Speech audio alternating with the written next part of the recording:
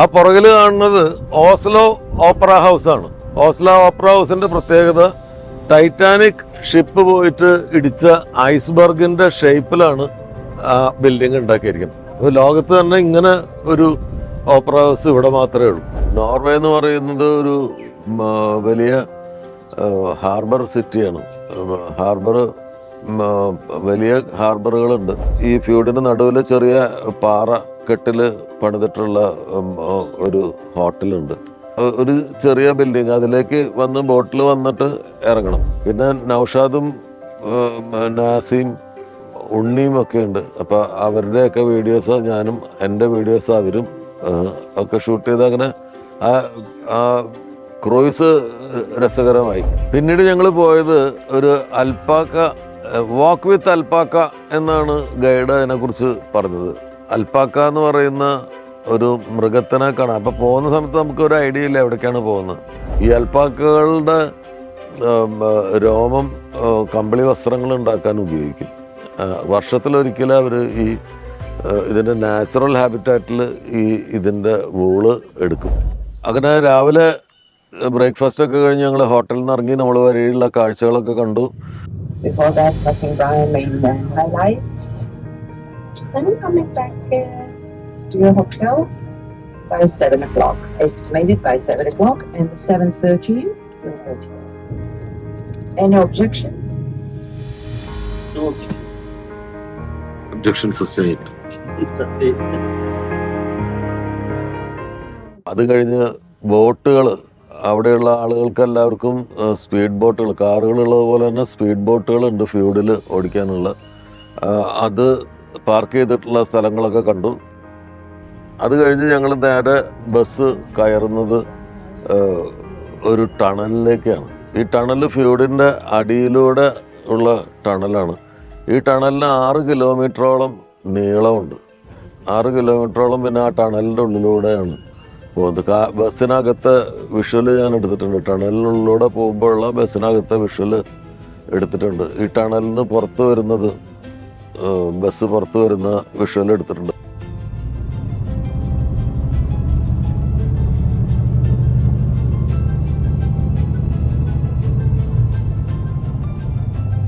ഞങ്ങൾ പോകുന്നത് ഈ ഫ്യൂഡിലെ ബോട്ടുകളെല്ലാം പാർക്ക് ചെയ്യുന്ന സ്ഥലത്താണ്. ബോട്ട് എന്ന് പറയാൻ പാടില്ല, ക്രൂയിസ് ഷിപ്പുകൾ പാർക്ക് ചെയ്തിട്ടുള്ള സ്ഥലം. അപ്പോൾ അന്ന് നമുക്ക് ഈ ഫ്യൂഡിലൂടെയുള്ള ഒരു 1.5 മണിക്കൂർ നീളുന്ന ഒരു ക്രൂയിസ് ഉണ്ട്. ആ ക്രൂയിസിന് വേണ്ടിയിട്ട് ഞങ്ങൾ അതിൻ്റെ വാർഫിലേക്ക് പോയി. നോർവേ എന്ന് പറയുന്നത് ഒരു വലിയ ഹാർബർ സിറ്റിയാണ്. വലിയ ഹാർബറുകളുണ്ട്. നോർവേ പഴയ കാലത്ത് അറിയപ്പെടുന്നത് വൈക്കിങ്ങുകളുടെ പേരിലാണ്. വൈക്കിംഗ് എന്ന് പറയുന്ന കടൽ യാത്രികർ, നാവികർ, പ്രസിദ്ധരായിട്ടുള്ള നാവികരായിരുന്നു. വൈക്കിങ്ങുകളുടെ സഹായത്തോടു കൂടിയിട്ടാണ് കൊളംബസൊക്കെ അമേരിക്കയിലെത്തിയതെന്ന് പറയപ്പെടുന്നുണ്ട്. വൈക്കിങ്ങുകളാണ് ആദ്യം അമേരിക്കയിലെത്തിയത്, കൊളംബസ് പിന്നീടാണ് എത്തിയത് എന്നും പറയപ്പെടുന്നുണ്ട്. അതെല്ലാം അതിൻ്റെ ഒന്നും നിജസ്ഥിതി നമുക്കറിയില്ല. പക്ഷെ വൈക്കിങ്ങുകൾ വലിയ സമുദ്ര യാത്രികരായിരുന്നു, വലിയ നാവികരായിരുന്നു. വൈക്കിങ്ങുകളുടെ നാടാണ് നോർവേ. അപ്പോൾ അങ്ങനെ ഞങ്ങൾ ആ ഹാർബറിലെത്തി. ഹാർബറിൽ ഞങ്ങൾക്ക് പോകാനുള്ള ക്രൂയിസ് ബോട്ട്, ഷിപ്പ് എന്ന് പറയാൻ പറ്റില്ല, ഒരു വിശാലമായ ഒരു ക്രൂയിസ് ബോട്ട് റെഡിയായി കിടക്കുന്നുണ്ട്. പക്ഷെ അവർ അതിൻ്റെ ഉള്ളിലുള്ള ക്ലീനിങ്ങും പരിപാടികളൊക്കെ നടക്കുകയാണ്. നമ്മളകത്തേക്ക് കയറ്റിയിട്ടില്ല. അപ്പോൾ ആ സമയത്ത് നമ്മൾ കണ്ട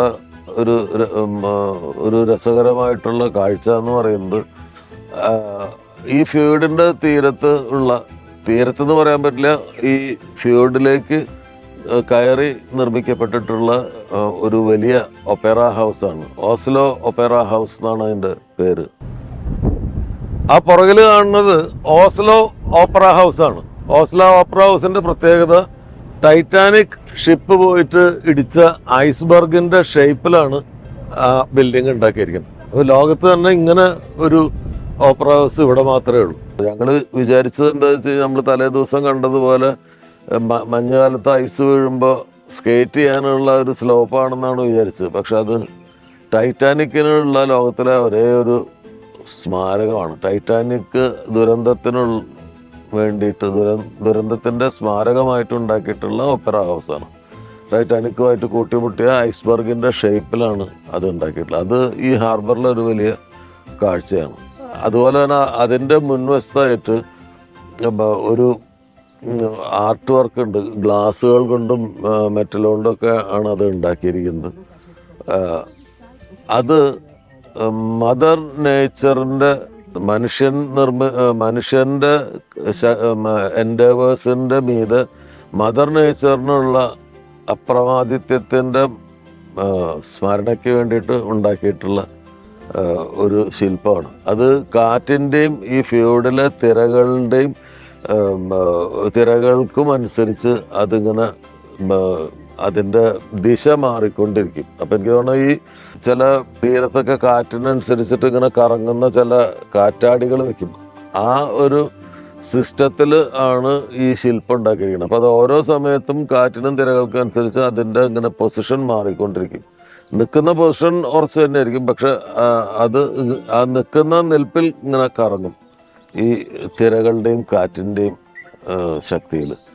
ഈ ശില്പം ഉണ്ടാക്കിയിരിക്കുന്നത് മോണിക്ക ബോൺവിൻസി എന്ന് പറയുന്ന ഒരു ആർട്ടിസ്റ്റാണ്. ഈ ശില്പത്തിൻ്റെ പേര് ഷീ ലൈസ് എന്നാണ്. അപ്പോൾ ഈ നോർവീജിയൻ ഭാഷയുടെ ഇൻഫ്ലുവൻസിലുള്ള എഴുത്തായതുകൊണ്ട് അതിൻ്റെ ഇംഗ്ലീഷ് അർത്ഥം തന്നെയാണോ അതിനൊന്നും എനിക്കറിയില്ല. ഷീ ലൈസ് എന്ന് പറഞ്ഞാൽ ലൈ എന്ന് പറഞ്ഞാൽ നുണ എന്നുള്ള അർത്ഥത്തിലാണ്.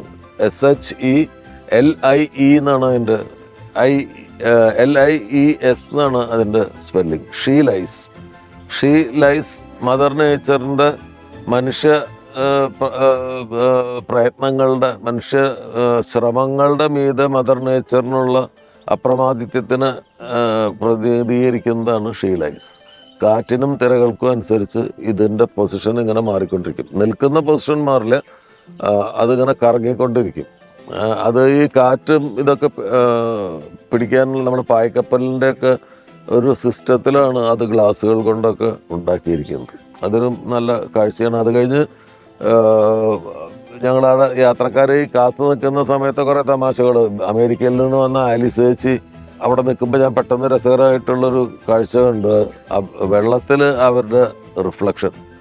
അവർ എപ്പോഴും ഈ ആലിസ് ചേച്ചി സെൽഫി എടുത്തുകൊണ്ടേയിരിക്കും. അപ്പം ഞാൻ ചോദിക്കും, വിഷ്വലാണ് വേണ്ടെങ്കിൽ വിഷ്വലിൻ്റെ ഫോട്ടോ അല്ലേ എടുക്കേണ്ടത്? സെൽഫി എടുക്കുമ്പോൾ ആ വിഷ്വലിന് ഇമ്പോർട്ടൻസ് ഉണ്ടാവില്ലല്ലോ, നിങ്ങൾക്കല്ലേ ഇമ്പോർട്ടൻസ് വരിക എന്ന് ചോദിക്കുമ്പോൾ ചേച്ചി പറയുന്നത്, ഞാൻ കൂടെ ഇല്ലാണ്ട് ആ വിഷ്വൽ കിട്ടിയിട്ട് എനിക്ക് എന്താ കാര്യം, ഞാനും കൂടി അതിൻ്റെ ഒപ്പം വേണം, അതിനാണ് സെൽഫി എടുക്കണം. പിന്നെ മറ്റാളുകളെ ബുദ്ധിമുട്ടിക്കേണ്ടെന്ന് വിചാരിച്ചിട്ടാണ് ഞാൻ സ്വയം അത് ചെയ്യുന്നതെന്ന് പറയാം. അപ്പോൾ ഞാൻ പറയും, എന്നോട് പറഞ്ഞാൽ മതി, നല്ല സ്ഥലങ്ങൾ കാണുമ്പോൾ ഞാൻ എടുത്തു തരാം, എന്നാലും സെൽഫി എടുത്തിട്ട് ആ ഇതിനെ നശിപ്പിക്കല്ലേ എന്ന് പറയാം. അപ്പോൾ അവർ അവിടെ നിൽക്കുമ്പോൾ ആണ് ഈ റിഫ്ലക്ഷൻ കാണുന്നത്. അപ്പോൾ അതൊരു രസമുള്ള വീഡിയോ ആയിട്ട് എനിക്ക് കിട്ടി. അത് കഴിഞ്ഞപ്പോഴേക്കും ഷിപ്പിലേക്ക് ക്രൂയിസ് ഷിപ്പിലേക്ക് ആളുകളെ കയറ്റാൻ തുടങ്ങി. ഞങ്ങൾ ഈ ക്രൂയിസ് ഷിപ്പിനകത്തേക്ക് കയറി.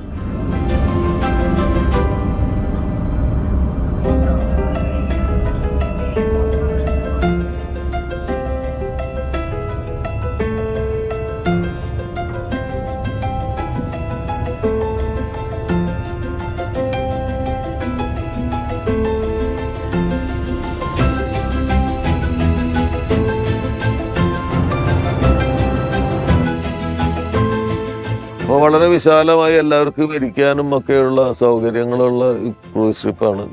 അതിനകത്ത് ഒരു കഫറ്റീരിയ ഉണ്ട്. അവിടെ നിങ്ങൾക്ക് ബിയർ, വൈൻ, ലിക്കർ എല്ലാം മേടിക്കാൻ കിട്ടും. സ്നാക്സ് മേടിക്കാൻ കിട്ടും, ന്യൂഡിൽസ് മേടിക്കാൻ കിട്ടും, കുറേ ഭക്ഷണ പാനീയങ്ങളെല്ലാം മേടിക്കാൻ കിട്ടും. പക്ഷെ ഞങ്ങൾ ബ്രേക്ക്ഫാസ്റ്റ് കഴിഞ്ഞ് വന്നതുകൊണ്ട് നമുക്ക് അതിൻ്റെ ആവശ്യം ഉണ്ടായിരുന്നില്ല.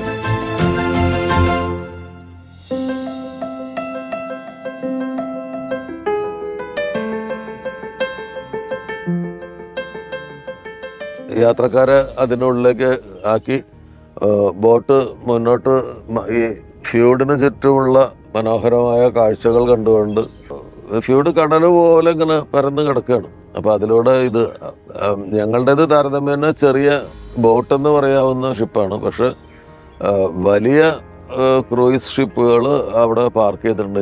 ഒരു 2 വൻ കൂറ്റൻ കപ്പലുകളുണ്ടായിരുന്നു. അതിൻ്റെയൊക്കെ വീഡിയോ നമ്മളെടുത്തു.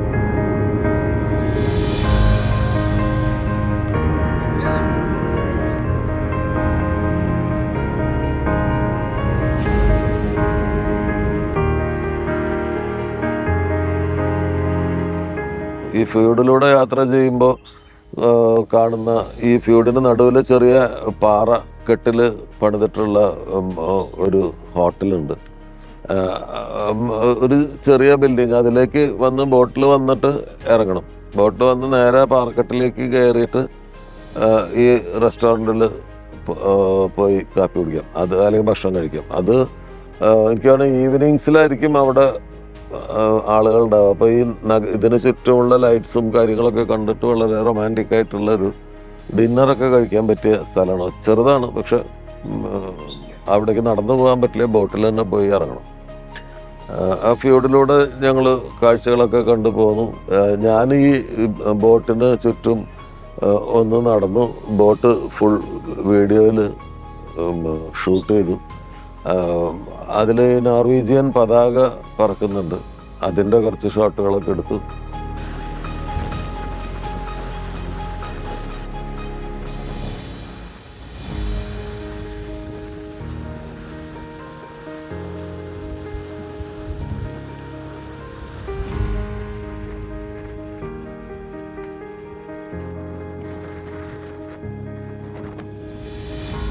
പിന്നെ നൗഷാദും നാസിയും ഉണ്ണിയും ഒക്കെ ഉണ്ട്. അപ്പോൾ അവരുടെയൊക്കെ വീഡിയോസ് ഞാനും, എൻ്റെ വീഡിയോസ് അവരും ഒക്കെ ഷൂട്ട് ചെയ്ത് അങ്ങനെ ആ ക്രൂയിസ് രസകരമാക്കി.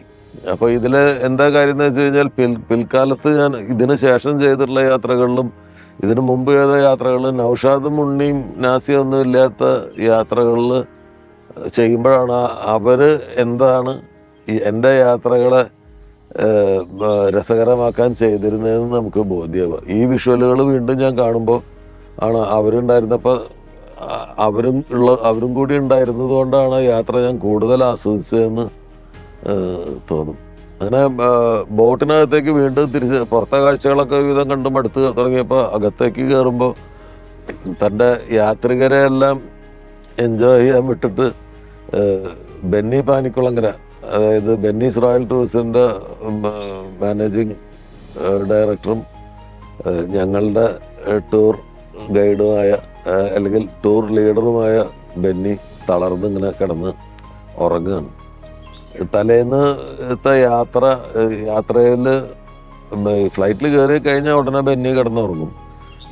അത് കാരണം ആ സമയത്ത് വേറെ ഒന്നും ചെയ്യാൻ പറ്റില്ലല്ലോ. അപ്പോൾ അങ്ങനെയാണ് പുള്ളിയുടെ എനർജി സേവ് ചെയ്യുന്നത്. പിന്നെ വന്നു കഴിഞ്ഞാൽ തലേന്ന് രാത്രി ഹോട്ടലിലൊന്നും പുള്ളി ഉറങ്ങിയിട്ടുണ്ടാവില്ല. രാത്രി ഇവിടെ നമ്മുടെ നാടിൻ്റെയും നോർവേയുടെയും ടൈം ഡിഫറൻസ് ഒക്കെ ഉള്ളതുകൊണ്ട് ആ സമയത്തൊക്കെ ആയിരിക്കും കമ്പനി കാര്യങ്ങളൊക്കെ പുള്ളി ചെയ്യുന്നത്.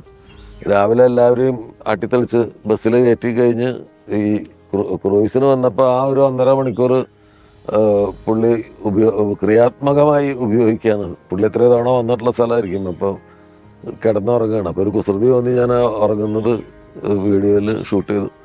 എന്തായാലും ആ ക്രൂയിസ് കഴിഞ്ഞു. ഞങ്ങളെല്ലാവരും പുറത്തിറങ്ങി ബസ്സിലേറി വീണ്ടും ഞങ്ങളുടെ യാത്ര തുടർന്നു.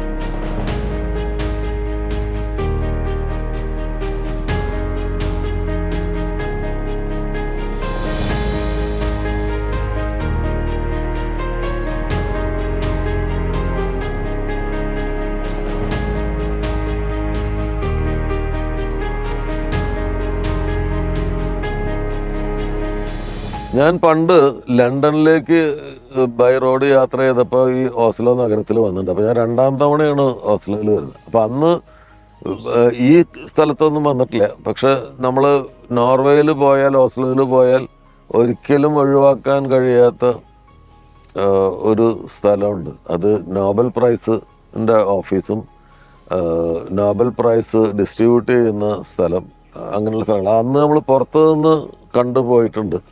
പക്ഷെ ഇത്തവണ നമ്മൾ ആ നോബൽ പ്രൈസ് സമ്മാനിക്കുന്ന ആ ബിൽഡിംഗ് ഒക്കെ കാണാൻ വേണ്ടിയിട്ടാണ് പോകുന്നത്. ബസ്സിൽ പോകുന്ന വഴിക്ക് ഗൈഡ് ഒരു നല്ല ലേഡിയാണ്. അവർ ഈ നോർവേയുടെ പ്രത്യേകതകളെക്കുറിച്ച് സംസാരിച്ചു. അപ്പോൾ അവർ പറയുന്ന ഒരു കാര്യം എന്ന് വെച്ചാൽ 1000-ലധികം 100 പ്രായമുള്ള 100 വയസ്സിന് മേൽ പ്രായമുള്ള 1000-ലധികം ആളുകൾ ഓസ്ലോ നഗരത്തിലുണ്ട് എന്നാണ് പറയുന്നത്. 1,000 people here are over 100 years old here in Norway. And when you go to a bookshop looking for an anniversary card, Happy 50, Happy 70, Happy 100 is a standard card, ladies and gentlemen. Yes, we were talking about armed forces of Norway. So all boys and girls today are invited when they are between 19 and 22. The service. അപ്പോൾ അവിടുത്തെ gift ഷോപ്പുകളിലൊക്കെ വളരെ common ആയിട്ട് കാണുന്നതാണ് 50th birthday cards, 75th birthday cards, 100th birthday card. സാധാരണ അതിൽ 100 വയസ്സിന് wish ചെയ്യുന്ന കാർഡുകളൊന്നും നമ്മുടെ നാട്ടിൽ ഒരിക്കലും കാണാറില്ല. അപ്പോൾ ഇത് പക്ഷേ വളരെ കോമൺ ആയിട്ട് ആ കാർഡുകൾ കാണാം. 1000-ലധികം 100-ന് മേലെ പ്രായമുള്ള ആൾക്കാരെന്ന് പറയുമ്പോൾ അവർക്ക് അവിടെയുള്ള ഒരു ഹെൽത്ത് കെയറും അവിടുത്തെ ഒരു ഹെൽത്തി ലിവിങ്ങും ഒക്കെ എങ്ങനെയാണെന്ന് നമുക്ക് ഊഹിക്കാൻ പറ്റും. പിന്നെ അവിടുത്തെ മറ്റൊരു പ്രത്യേകത എന്ന് പറയുന്നത് 19 വയസ്സ് തൊട്ടിട്ട് 22 വയസ്സിനിടയിൽ ചെറുപ്പക്കാർ നിർബന്ധിതമായി 1 വർഷം 12 മാസം സൈനിക സേവനം ചെയ്യണം.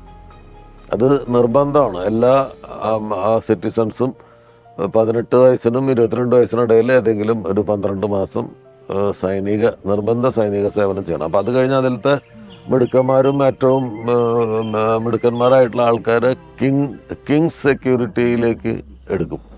ബാക്കിയുള്ളവർക്ക് 1 വർഷം കഴിഞ്ഞ് തിരിച്ച് അവരുടെ മറ്റു ഇതിലേക്ക് പോകും. അപ്പോൾ എന്താ ഗുണം എന്ന് വെച്ച് കഴിഞ്ഞാൽ ഈ സിറ്റിസൺസ് എല്ലാവരും ആൺകുട്ടികളും പെൺകുട്ടികളും ഒരു 18 വയസ്സിനും 22 വയസ്സിനും ഇടയിൽ അച്ചടക്കത്തിൻ്റെ ഒരു ട്രെയിനിങ്ങാണത്. 12 മാസം സൈനിക പരിശീലനം എന്ന് പറയുമ്പോൾ കൃത്യമായ അച്ചടക്കം, ടൈം ടേബിൾ ഒക്കെ ഉണ്ടാവും. സെൽഫ് ഡിഫെൻസിനെ കുറിച്ച് അവരെ പഠിപ്പിക്കും. ആയുധങ്ങൾ ഹാൻഡിൽ ചെയ്യാൻ പഠിപ്പിക്കും. Historical museum. And here, dear guests, you can learn more about Vikings. On the 3rd floor, you can find Vikings weapons. എന്തുകൊണ്ടാണ് അവിടെ ആളുകൾ വളരെ മാന്യമായിട്ടും വളരെ അച്ചടക്കത്തോടെയും ജീവിക്കുന്നതെന്ന് വെച്ചാൽ ഈ പൗരന്മാർക്ക് എല്ലാവർക്കും ചെറുപ്പം മുതലേ പഠിപ്പിക്കുമ്പോൾ തന്നെ അവിടെ ഈ പൊതു ഇടങ്ങളിൽ എങ്ങനെയാണ് പെരുമാറേണ്ടത്, മുതിർന്നവരോട് എങ്ങനെ പെരുമാറേണ്ടത് എന്നുള്ളതിനെ കുറിച്ചൊക്കെയുള്ള വിശദമായ ക്ലാസ്സുകൾ പാഠ്യപദ്ധതിയിലുണ്ട്. അതിനും പുറമെ 1 വർഷത്തെ മിലിറ്ററി ട്രെയിനിങ് എന്ന് പറയുമ്പോൾ അച്ചടക്കത്തിൻ്റെ അങ്ങേയറ്റം അത്രയും ഡിസിപ്ലിനുള്ള ആളുകളാക്കിയിട്ടാണ് അവരെ യുവാക്കളെ അവർ പുറത്തു വിടുന്നത്. ഇപ്പം ഇന്ത്യയെ പോലെ ഒരു രാജ്യത്ത് നമുക്കത് ചിന്തിക്കാൻ പറ്റില്ല. അന്ന് 140 കോടി ജനങ്ങളുള്ള സ്ഥലത്ത് അതൊന്നും അത്ര പ്രാക്ടിക്കലല്ല. പക്ഷെ എന്നാലും അവരുടെ രാജ്യത്ത് അത് വളരെ സക്സസ്ഫുള്ളി അപ്ലൈ ചെയ്തിട്ടുണ്ട്. ബസ്സിൽ പോകുന്ന വഴിക്ക് കണ്ട പ്രധാന കാഴ്ചകൾ പാർലമെൻറ്റ് ഓഫ് നോർവേ, പിന്നെ യൂണിവേഴ്സിറ്റി ഓഫ് ഓസ്ലോ, പിന്നെ കിങ്സ് പാലസ് ദൂരെ നിന്ന് അങ്ങനെ കണ്ടു. And you see the lights inside the main hall. This size, not a doll's house. This size they built underground. And you see the flag? All Nordic countries have their cross on the flags. From old times, a symbol of Christianity. This is the Parliament of Norway. They rule. This is our Minister of Foreign Affairs. Minister of Foreign Affairs, ladies and gentlemen. And on the main facade, as you see, the coat of arms of Norway, a lion under the crown, the symbol of the king's power. ഈ കാഴ്ചകളൊക്കെ കണ്ടുകൊണ്ടാണ് നമ്മൾ ഈ Nobel prize distribute ചെയ്യുന്ന ആ ബിൽഡിങ്ങിലേക്ക് എത്തുന്നത്. അപ്പോൾ ആ വഴിയിൽ അത്യാവശ്യം ചെറിയ ഷോപ്പിങ്ങിനൊക്കെയുള്ള സൗകര്യങ്ങളുണ്ട്. ഒരു സ്ഥലത്ത് ബസ് നിർത്തിയിട്ട് നടന്നിട്ട് വേണം വരാൻ. ആ ബിൽഡിങ്ങിൻ്റെ മുമ്പിൽ വലിയ ഒരു ഫൗണ്ടനും കാര്യങ്ങളെല്ലാം ഉണ്ട്. അതിൻ്റെ മുമ്പിൽ നിന്നിട്ടൊക്കെ എല്ലാവരും ഫോട്ടോസ് എടുത്തു. ഞാനും കുറേ അതിൻ്റെ വീഡിയോസും ഫോട്ടോസും ആ ബിൽഡിങ്ങിൻ്റെ വീഡിയോസൊക്കെ എടുത്തു. വളരെ മനോഹരമായിട്ടുള്ളൊരു ബിൽഡിങ്ങാണ്. അത് 1903 ഒരാൾ പർച്ചേസ് ചെയ്തതാണ് ആ ബിൽഡിങ് എന്നാണ് പറയുന്നത്. അതിൻ്റെ അന്നത്തെ കളറ് പിന്നീട് ഒരു 1940-ലൊക്കെ മാറ്റി വേറെ കളറൊക്കെ അടിച്ചിരുന്നു. പക്ഷെ ഇപ്പം അത് വീണ്ടും പഴയ കളർ റിനോവേറ്റ് ചെയ്തിട്ട് പഴയ കളറ് റീറ്റെയിൻ ചെയ്തിട്ടുണ്ട്. അത് നിലനിർത്തിയിട്ടുണ്ട്. നോബൽ പ്രൈസ് ഡിസ്ട്രിബ്യൂട്ട് ചെയ്യുന്ന ആ ബിൽഡിങ്ങിനകത്ത് പ്രധാന കാഴ്ചകൾ എന്ന് പറയുന്നത് ഒരുപാട് പെയിൻറ്റിങ്സ് ഉണ്ട്. അതിൻ്റെ ആർക്കിടെക്റ്റിൻ്റെ പേരൊക്കെ അവിടെ ശില്പവും പെയിൻറ്റിങ്ങും ഒക്കെ അവിടെ വെച്ചിട്ടുണ്ട്. ആർക്കിടെക്റ്റൊക്കെ അവരുടെ ഭാഷയിൽ ഇവിടെ ഇൻഫ്ലുവൻസ് ആയിരിക്കും. ARKI ഒക്കെയാണ് സ്പെല്ലിങ്. അപ്പോൾ അതിൻ്റെ ഉള്ളിലുള്ള മനോഹരമായിട്ടുള്ള ഒരുപാട് പെയിൻറ്റിങ്സും കാര്യങ്ങളൊക്കെ നമുക്ക് ഷൂട്ട് ചെയ്യാൻ പറ്റും.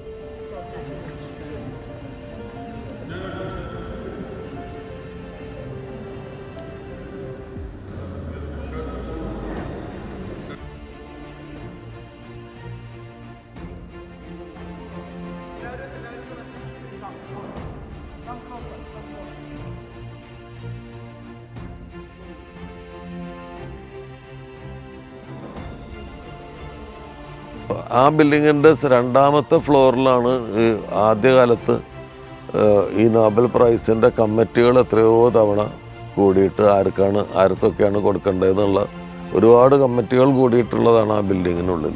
പിന്നെ നോബൽ പ്രൈസ് സമ്മാനിക്കുന്നത് അവിടെ വെച്ചാണ്.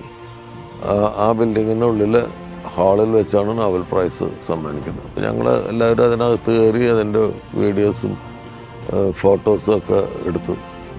നോബൽ പ്രൈസ് എന്ന് പറയുമ്പോൾ ലോകത്തിലെ ഏറ്റവും വലിയ സമ്മാനമാണ്. അമേരിക്കൻ പ്രസിഡന്റ് ഒക്കെ കൊതിക്കുന്ന സമാധാനത്തിനുള്ള നൊബേൽ. അത് മാത്രമേ സാധ്യതയുള്ളൂ. ബാക്കി രസതന്ത്രത്തിനും ഊർജതന്ത്രത്തിനും മറ്റ് സയൻസിലും ഒക്കെയുള്ള പ്രൈസുകൾ കിട്ടാൻ സാധ്യതയില്ല. അപ്പോൾ സമാധാനത്തിനുള്ള നോബൽ പ്രൈസ് എത്രയോ യുദ്ധങ്ങൾ പുള്ളി തടഞ്ഞു എന്നൊക്കെ അവകാശപ്പെട്ടിട്ട് അത് കിട്ടാത്തതിൽ നിരാശപ്പെടുകയൊക്കെ ചെയ്തത് നമ്മുടെ ഈ അടുത്ത് വാർത്തയായിട്ട് കണ്ടതാണ്. അപ്പോൾ എല്ലാവരും കൊതിക്കുന്ന, എല്ലാ നേതാക്കന്മാരും കൊതിക്കുന്ന നൊബേൽ കൊടുക്കുന്ന സ്ഥലം അത് കാണാൻ പറ്റി.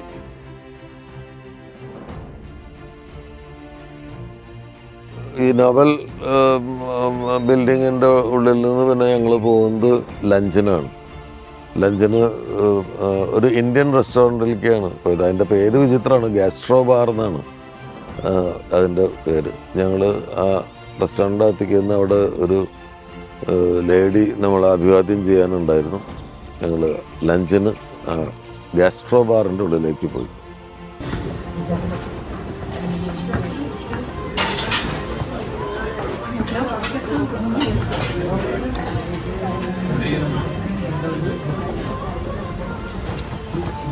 പിന്നീട് ഞങ്ങൾ പോയത് ഒരു വാക്ക് വിത്ത് അൽപ്പാക്ക എന്നാണ് ഗൈഡ് അതിനെക്കുറിച്ച് പറഞ്ഞത്. അൽപ്പാക്ക എന്ന് പറയുന്ന ഒരു മൃഗത്തിനെ കാണാം. അപ്പോൾ പോകുന്ന സമയത്ത് നമുക്കൊരു ഐഡിയ ഇല്ല എവിടേക്കാണ് പോകുന്നത്. അപ്പോൾ അതൊരു ഫാമാണ്. എങ്ങനെയാണ് ടൂറിസ്റ്റുകളെ കൊണ്ട് വരുമാനം ഉണ്ടാക്കുക എന്നുള്ളതിൻ്റെ ഒരു തെളിവാണ്. അൽപ്പാക്ക എന്ന് പറയുന്നത് നമ്മൾ ഈ സൗത്ത് അമേരിക്കയിലൊക്കെ പോകുമ്പോൾ കണ്ടിട്ടുള്ള ലാമ എന്ന് പറഞ്ഞ ഒരു മൃഗമുണ്ട്. അത് ഒട്ടകത്തിൻ്റെ ഫാമിലിയാണ്, ക്യാമൽ ഫാമിലിയാണ് ലാമകൾ. കഴുത്ത് നീണ്ട, ഈ ചെമ്മരിയാടിൻ്റെ കഴുത്ത് ഇങ്ങനെ നീണ്ടതുപോലെയുള്ള, ഒട്ടകത്തിൻ്റെ തരത്തിലുള്ള മുഖമുള്ള ഒരു ആനിമലാണ്. ഈ ലാമയുടെ വർഗത്തിൽപ്പെടുന്ന, ഇത് മൊത്തം ക്യാമൽ വർഗത്തിലാണ്. അതിൽ ലാമയുടെ കാറ്റഗറിയിൽ പെടുന്ന ലാമയേക്കാൾ ചെറിയ മൃഗമാണ് അൽപ്പാക്ക. ഭയങ്കര ക്യൂട്ടാണ്. അപ്പോൾ ഒരു സ്ഥലത്ത് ചെന്ന് ഇറങ്ങി അവിടെ ഒരു ഓഫീസ് പോലൊരു മരത്തിൻ്റെ വുഡൻ ബിൽഡിംഗ് ഉണ്ട്. അതിൻ്റെ അടിയിൽ അവർ കോഴികളെ വളർത്തുന്നുണ്ട്. പിന്നെ കുറേ കൂടുകളൊക്കെ ഉണ്ട്. അപ്പോൾ ഒരു സുന്ദരനായ ചെറുപ്പക്കാരൻ വന്നിട്ട് ഒരു ബക്കറ്റിൻ്റെ അടിയിൽ, ഒരു ടിൻ ബക്കറ്റിൻ്റെ അടിയിൽ ഒരു വടി കൊണ്ട് ഇങ്ങനെ അടിക്കാൻ തുടങ്ങി ഞങ്ങളെ കണ്ടപ്പോൾ. അപ്പോൾ ഇതെന്താ അയാൾ ചെയ്യണമെന്ന് മനസ്സിലായില്ല. നമ്മളെല്ലാവരും അയാളുടെ അടുത്തേക്ക് ചെന്നപ്പോൾ ഉണ്ട് ദൂരെ ഈ മേയാൻ വിട്ടിട്ടുള്ള അൽപ്പാക്കകൾ ഈ ശബ്ദം കേട്ടിട്ട് ഓടി അയാളുടെ അടുത്തേക്ക് വരും. കറുപ്പുണ്ട്, ബ്രൗൺ ഉണ്ട്, വൈറ്റ് ഉണ്ട്.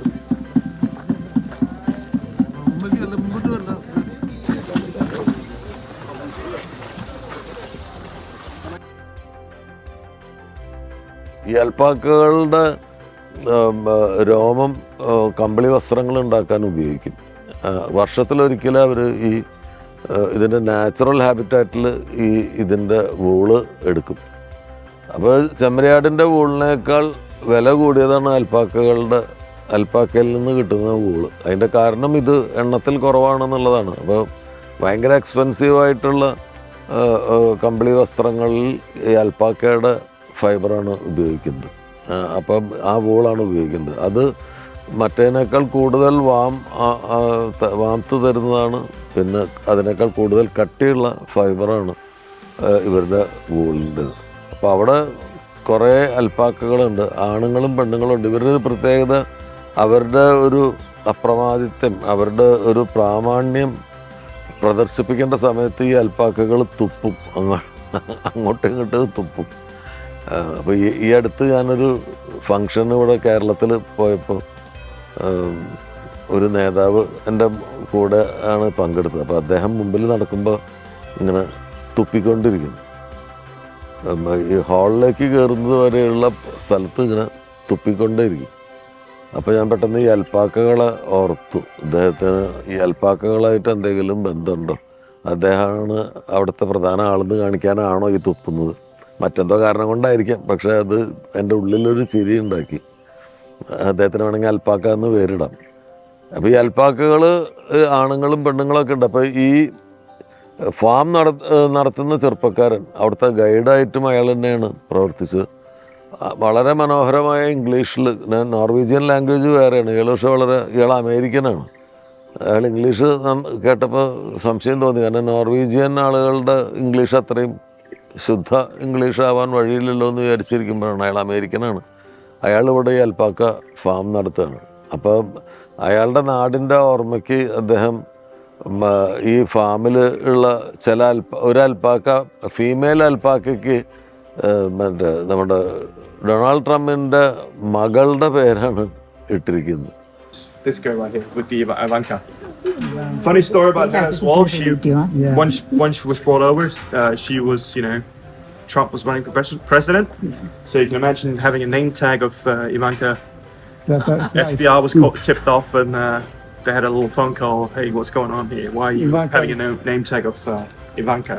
അയാൾ അതിനെക്കുറിച്ചുള്ള ചില ഫലിതങ്ങളൊക്കെ പറഞ്ഞു. ഞങ്ങളെ പിന്നെ അതിൻ്റെ ചുറ്റും ഈ അൽപ്പാക്കയ്ക്ക് തിന്നുന്ന പുല്ല് പോലെയുള്ള ഒരു സാധനങ്ങൾ ഇങ്ങനെ കുന്നിൻ ചെരുവുകളിലും മുഴുവൻ വളർത്തിയിട്ടുണ്ട്.